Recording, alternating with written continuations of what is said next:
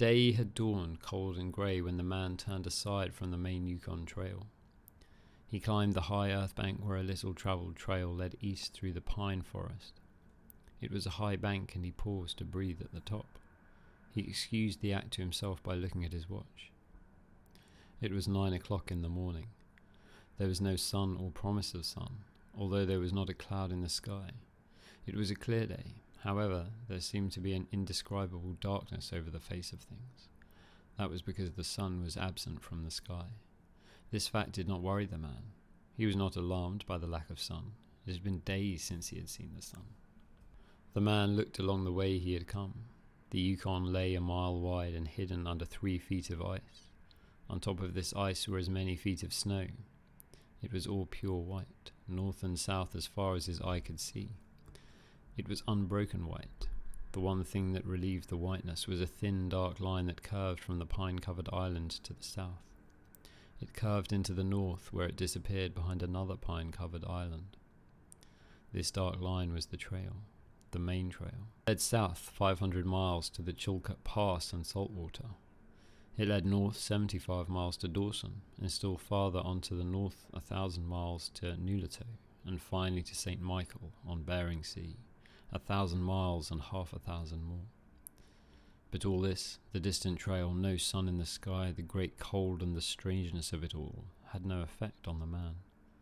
It was not because he was long familiar with it. He was a newcomer in the land, and this was his first winter. The trouble with him was that he was not able to imagine. He was quick and ready in the things of life, but only in the things and not in their meanings. 50 degrees below zero meant 80 degrees of frost. Such facts told him that it was cold and uncomfortable, and that was all. It did not lead him to consider his weaknesses as a creature affected by temperature. Nor did he think about man's general weakness, able to live only within narrow limits of heat and cold. From there, it did not lead him to thoughts of heaven and the meaning of a man's life. 50 degrees below zero meant a bite of frost that hurt, and that must be guarded against by the use of mittens, ear coverings, warm moccasins, and thick socks. 50 degrees below zero was to him nothing more than 50 degrees below zero. That it should be more important than that was a thought that never entered his head. As he turned to go, he forced some water from his mouth as an experiment. There was a sudden noise that surprised him. He tried it again and again in the air. Before they could fall to the snow, the drops of water became ice that broke with a noise. He knew that at 50 degrees below zero, water from the mouth made a noise when it hit the snow. But this had done that in the air. Undoubtedly it was colder than 50 below, but exactly how much colder he did not know. But the temperature did not matter. He was headed for the old camp on Henderson Creek, where the boys were already. They had come across the mountain from the Indiana Creek country. He had taken the long trail to look at the possibility of floating logs from the islands in the Yukon down the river when the ice melted. He would be in camp by 6 o'clock that evening. It would be a little after dark, but the boys would be there. A fire would be burning and a hot supper would be ready. As he thought of lunch, he pressed his hand against the package under his jacket. It was also under his shirt, wrapped in a handkerchief and lying for warmth against the naked skin. Otherwise the bread would freeze. He smiled contentedly to himself as he thought of those pieces of bread, each of which enclosed a generous portion of cooked meat. He plunged among the big pine trees. The trail was not well marked here. Several inches of snow had fallen since the last sled had passed. He was glad he was without a sled. Actually, he carried nothing but the lunch wrapped in the handkerchief. He was surprised, however, at the cold. It certainly was cold. He decided, as he rubbed his nose and face with his mittened hand. He had a good growth of hair on his face, but that did not protect his nose or the upper part of his face from the frosty air. Following at the man's heels was a big native dog.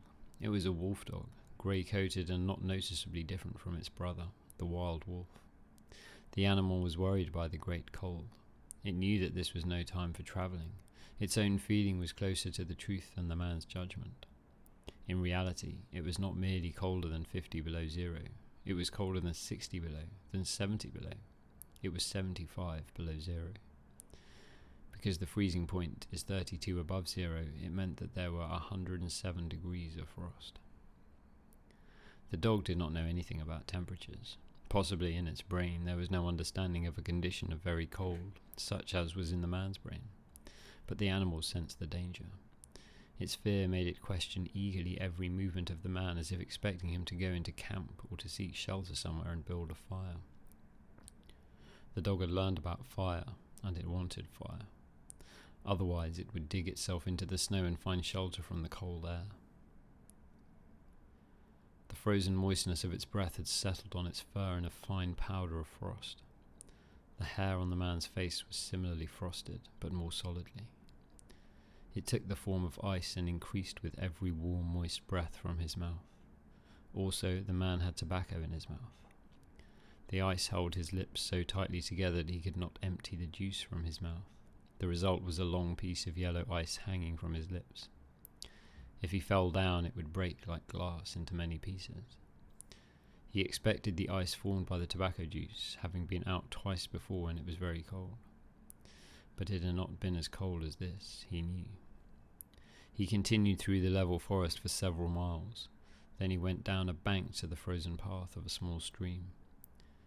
This was Henderson Creek, and he knew he was 10 miles from where the stream divided. He looked at his watch. It was 10 o'clock. He was travelling at the rate of 4 miles an hour. Thus, he figured that he would arrive where the stream divided at 12:30. He decided he would eat his lunch when he arrived there. The dog followed again at his heels with its tail hanging low as the man started to walk along the frozen stream. The old sled trail could be seen, but a dozen inches of snow covered the marks of the last sleds. In a month, no man had travelled up or down that silent creek. The man went steadily ahead. He was not much of a thinker. At that moment he had nothing to think about except that he would eat lunch at the stream's divide, and that at 6 o'clock he would be in camp with the boys. There was nobody to talk to, and, had there been, speech would not have been possible because of the ice around his mouth. Once in a while the thought repeated itself that it was very cold and that he had never experienced such cold. As he walked along he rubbed his face and nose with the back of his mittened hand. He did this without thinking, frequently changing hands, but with all his rubbing, the instant he stopped his face and nose became numb. His face would surely be frozen. He knew that, and he was sorry that he had not worn the sort of nose guard Bud wore when it was cold. Such a guard passed across the nose and covered the entire face, but it did not matter much, he decided. What was a little frost? A bit painful, that was all. It was never serious. Empty as the man's mind was of thoughts, he was most observant. He noticed the changes in the creek, the curves and the bends, and always he noted where he placed his feet. Once, coming around a bend, he moved suddenly to the side like a frightened horse. He curved away from the place where he had been walking and retraced his steps several feet along the trail. He knew the creek was frozen to the bottom. No creek could contain water in that winter. But he knew also that there were streams of water that came from the hillsides and ran along under the snow and on top of the ice of the creek. He knew that even in the coldest weather these streams were never frozen, and he also knew their danger. They hid pools of water under the snow that might be 3 inches deep or 3 feet. Sometimes a skin of ice half an inch thick covered them, and in turn was covered by the snow. Sometimes there was both water and thin ice, and when a man broke through, he could get very wet. That was why he had jumped away so suddenly. He had felt the ice move under his feet, also heard the noise of the snow-covered ice skin breaking, and to get his feet wet in such a temperature meant trouble and danger. At the very least it meant delay, because he would be forced to stop and build a fire. Only under its protection could he bare his feet while he dried his socks and moccasins. He stood and studied the creek bottom and its banks. He decided that the flowing stream of water came from the right side. He thought a while, rubbing his nose and face. Then he walked to the left. He stepped carefully and tested the ice at each step. Once away from danger, he continued at his 4-mile pace. During the next 2 hours, he came to several similar dangers. Usually the snow above the pools had a sunken appearance. However, once again, he came near to falling through the ice. Once, sensing danger, he made the dog go ahead. The dog did not want to go. It hesitated until the man pushed it forward. Then it went quickly across the white, unbroken surface. Suddenly it fell through the ice, but climbed out on the other side, which was firm. It had wet its feet and legs. Almost immediately the water on them turned to ice. The dog made quick efforts to get the ice off its legs. Then it lay down in the snow and began to bite out the ice that had formed between the toes. The animal knew enough to do this. To permit the ice to remain would mean sore feet. It did not know this. It merely obeyed the commands that arose from the deepest part of its being. But the man knew these things, having learnt them from experience. He removed the mitten from his right hand and helped the dog tear out the pieces of ice. He did not bare his fingers more than a minute, and was surprised to find that they were numb. It certainly was cold. He pulled on the mitten quickly and beat the hand across his breast. At 12 o'clock the day was at its brightest, yet the sun did not appear in the sky. At 12:30, on the minute, he arrived at the divide of the creek. He was pleased at his rate of speed. If he continued, he would certainly be with the boys by 6 o'clock that evening. He unbuttoned his jacket and shirt and pulled forth his lunch. The action took no more than a quarter of a minute, yet in that brief moment the numbness touched his bare fingers. He did not put the mitten on, but instead struck the fingers against his leg. Then he sat down on a snow-covered log to eat. The pain that followed the striking of his fingers against his legs ceased so quickly that he was frightened. He had not had time to take a bite of his lunch. He struck the fingers repeatedly and returned them to the mitten. Then he bared the other hand for the purpose of eating. He tried to take a mouthful, but the ice around his mouth prevented him. Then he knew what was wrong. He had forgotten to build a fire and warm himself. He laughed at his own foolishness. As he laughed, he noted the numbness in his bare fingers. Also, he noted that the feeling which had first come to his toes when he sat down was already passing away. He wondered whether the toes were warm or whether they were numb. He moved them inside the moccasins and decided that they were numb. He pulled the mitten on hurriedly and stood up. He was somewhat frightened. He stamped forcefully until the feeling returned to his feet. It certainly was cold, was his thought. That man from Sulphur Creek had spoken the truth when telling how cold it sometimes got in this country, and he had laughed at him at the time. That showed one must not be too sure of things. There was no mistake about it. It was cold. He walked a few steps, stamping his feet and waving his arms until reassured by the returning warmth. Then he took some matches and proceeded to make a fire. In the bushes the high water had left a supply of sticks. From here he got wood for his fire. And carefully from a small beginning he soon had a roaring fire. Bending over the fire he first melted the ice from his face. With the protection of the fire's warmth he ate his lunch. For the moment the cold had been forced away. The dog took comfort in the fire, lying at full length, close enough for warmth and far enough away to escape being burnt. When the man had finished eating, he filled his pipe with tobacco and had a comfortable time with a smoke. Then he pulled on his mittens, settled his cap firmly about his ears and started along the creek trail toward the left. The dog was sorry to leave and looked toward the fire. This man did not know cold. Possibly none of his ancestors had known cold, real cold. But the dog knew, and all of its family knew. And it knew that it was not good to walk outside in such fearful cold. It was the time to lie in a hole in the snow and to wait for this awful cold to stop. There was no real bond between the dog and the man. The one was the slave of the other. The dog made no effort to indicate its fears to the man. It was not concerned with the well-being of the man. It was for its own sake that it looked toward the fire. But the man whistled and spoke to it with the sound of the whip in his voice. So the dog started walking close to the man's heels and followed him along the trail. The man put more tobacco in his mouth and started a new growth of yellow ice on his face. Again his moist breath quickly powdered the hair on his face with white. He looked around him. There did not seem to be so many pools of water under the snow on the left side of Henderson Creek, and for half an hour the man saw no signs of any. And then it happened. At a place where there were no signs, the man broke through. It was not deep. He was wet to the knees before he got out of the water to the firm snow.